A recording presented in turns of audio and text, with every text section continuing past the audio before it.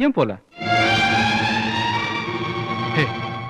உன்னை பொறுத்த வரைக்கும் நான் 1 இயர் அக்ரிமெண்ட் போட்டு தானே செஞ்ச மிகப்பெரிய தப்புன்னு சொல்றேன்.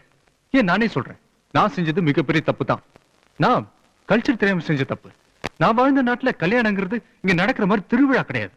யார் யார் கூட வேணாலும் பிடிச்சிருக்க வரைக்கும் வாழலாம், பிடிக்கலையா ஃப்ரெண்ட்ஸா இருப்போம்னு சொல்லிட்டு போயிட்டே இருக்கலாம்.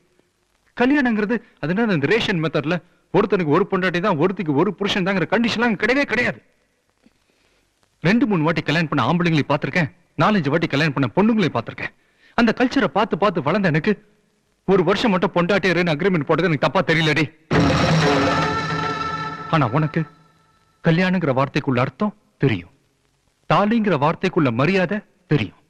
நல்லவனோ கெட்டவனோ எவன் புருஷனா வந்தாலும் கடைசி வரைக்கும் அவனோட தான் வாழணுன்ற சம்பிரதாயம் உனக்கு தெரியும்.